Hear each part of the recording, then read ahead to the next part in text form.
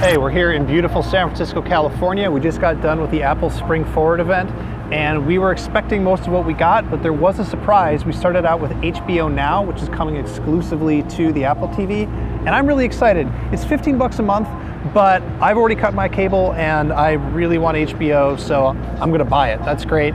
Apple also dropped the price on the Apple TV to 69 bucks. Honestly, that's the right price for the Apple TV, so it was a good move. I wish they'd do something more ambitious with the Apple TV, but as always, we're just gonna have to keep waiting. Then the MacBook. Oh my God, the MacBook is amazing. It is just crazy thin. It's 13.1 millimeters, which whatever, but it weighs 2 pounds, and 2 pounds spread over the 12 inches of the thing, especially when you have it open, it just feels like nothing. It's crazy light. The keys are a little bit flatter, they don't travel as far. Honestly, it feels weird at first, but once you get going on it, once you've used it for a while, I think it's gonna be okay. Same thing with the trackpad. They've got a whole new trackpad that it is the same press no matter where you click on it.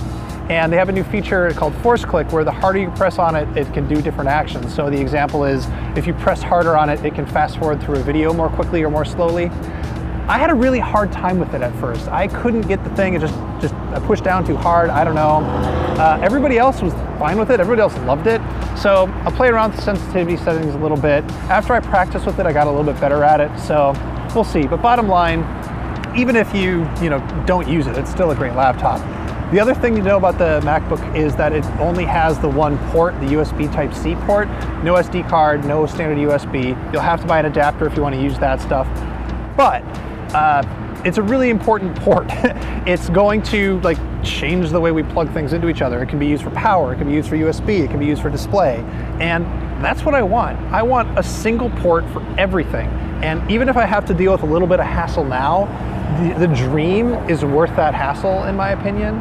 And I really I don't know, I'm optimistic that all the other manufacturers are going to be on board. I'm optimistic that we're going to see PCs and other Macs and, I don't know, phones all using this port and monitors, and that's great. I just want to have the same cable. I don't want to have a million different cables. The screen is beautiful. It's a Retina class display, and it seems fast enough.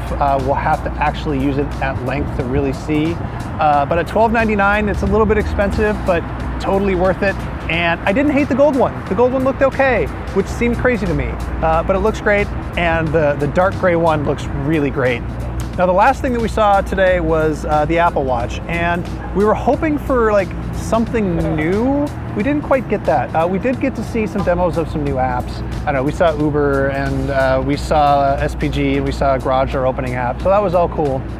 But mostly it was Apple trying to convince us that the whole thing makes sense. And I used it in the hands-on area, and man, I'm telling you, you're not going to understand how to use this thing until you spend a good 5-10 minutes with it. You have to hit the digital crown to go home, and again for apps, and there's another button for communication, then you swipe down for notifications, and you swipe up for glances, and glances are different from apps. And then there's force press, which is different than just tapping on it, and use that to change watch faces, and also do some other things, I'm not really sure. I just kind of felt lost in it a little bit. And, I'm not really bad at computers, and you'd think that I'd just figure this out. So Apple still has some work to do there. And I would say that if you're thinking about getting an Apple Watch, you really should play around with one for as long as you can before you make your decision. Because yes, of course, once you use it for a while, if you own one, you're gonna get it. But it takes a while to get it. The hardware is still beautiful. I'm still really happy with it.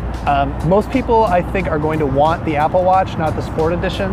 It has a better screen, a better sapphire display, and just the metal looks nicer. But it's a lot of money to spend on a smartwatch when it's weird to figure out how to use it and you're not sure if you need it. And that was it. So HBO Now, super excited. The new MacBook, super excited. And Apple Watch, not so excited. It looks great, it feels great. It's not great to figure out how to use. We'll see.